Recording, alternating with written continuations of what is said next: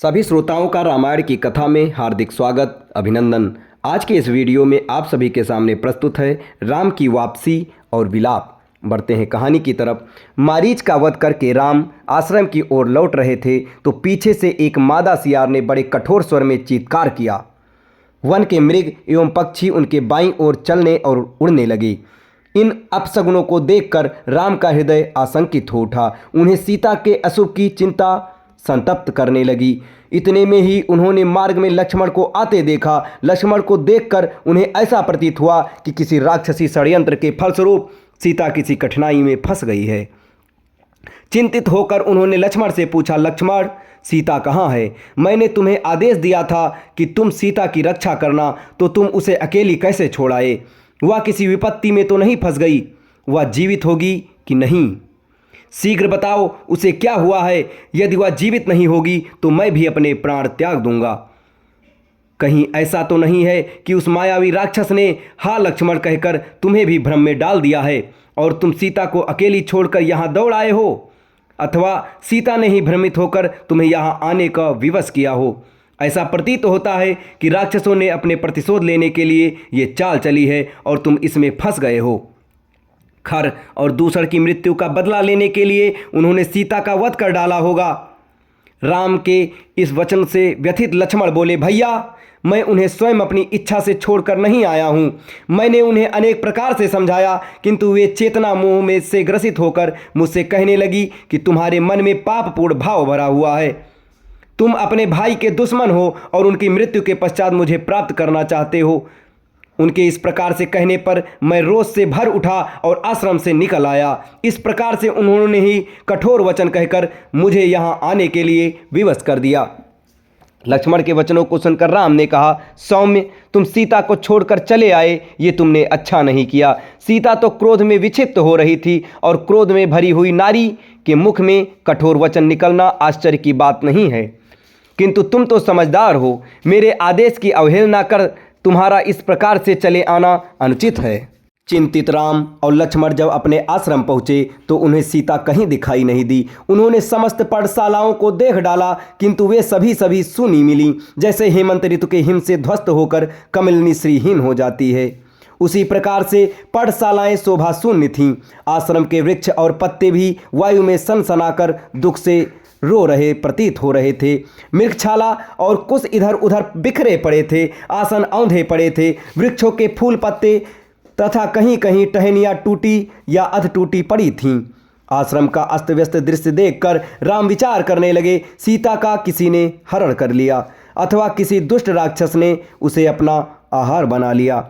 कहीं वह फूल चुनने तो नहीं गई, ये जल लाने नदी पर तो नहीं चली गई। जब सब ओर खोजने पर भी उन्हें सीता कहीं दिखाई न दी तो शोक के कारण उनकी आंखें लाल हो गईं।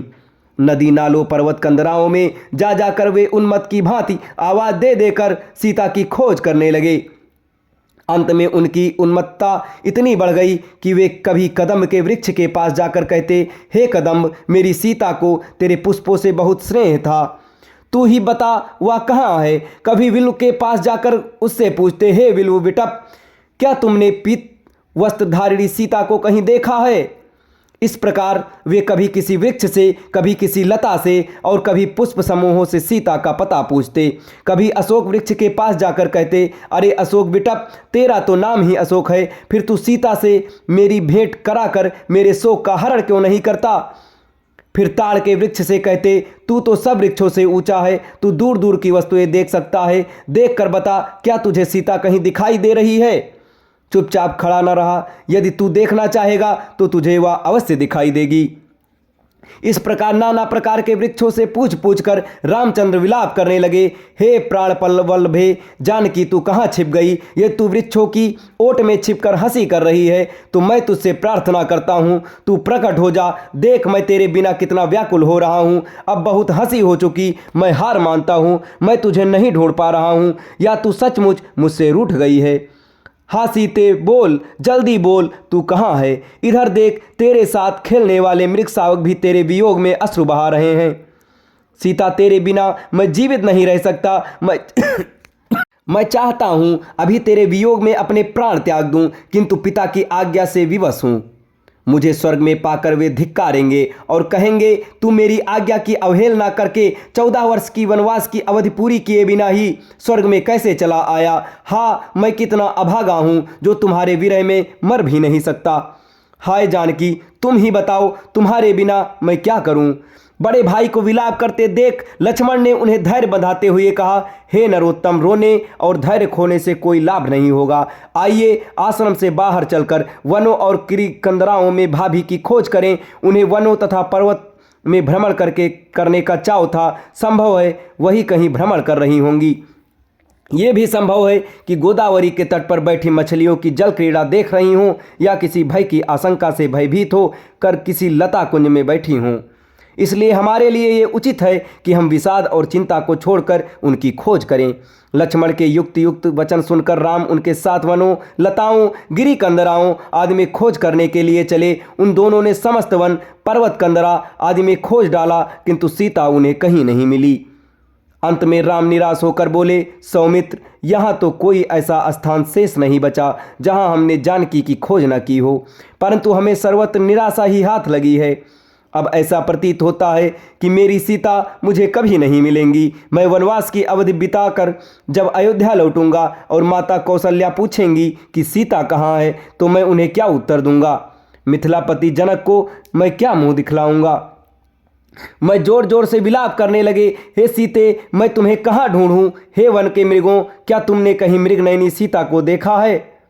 हे वनों की कोकिलों, क्या तुमने कहीं कोकिला कंठी जानकी को देखा है। कोई तो कुछ बताओ, क्या सभी मेरे लिए निर्मोही हो गए हैं। कोई नहीं बोलता, कोई नहीं बताता, कोई भी मुझसे बात करना नहीं चाहता। मैं कायर हूँ जो अपनी भार्या की रक्षा न कर सका। थोड़ी देर मौन रहने के पश्चात वे फिर लक्ष्मण से बोले, हे सौमित्र, अब सीता के बिना मैं किसी को दुखी दिखाने लायक नहीं रहा, अपना मुख दिखाने लायक नहीं रहा। मैं अवधि पूर्ण होने पर भी अयोध्या नहीं जाऊंगा। तुम अब अयोध्या लौट जाओ। भरत से कह देना अब तुम ही अयोध्या का राज्य संभालो, मैं कभी नहीं लौटूंगा। माता कौशल्या से कहना कि किस प्रकार सीता का अपहरण हो गया है और उसकी विरह व्यथा को न सहने के कारण राम ने आत्महत्या कर ली है। अब तुम्हारे जाते ही मैं गोदावरी नदी में डूबकर अपने प्राण त्याग दूंगा। मैं इस संसार में सबसे बड़ा पापी हूँ, इसीलिए तो मुझे एक के पश्चात एक अनेक दुख मिलते जा रहे हैं। पहले पिताजी का स्वर्गवास हुआ और अब सीता भी मुझसे छोड़कर जाने कहाँ चली गई।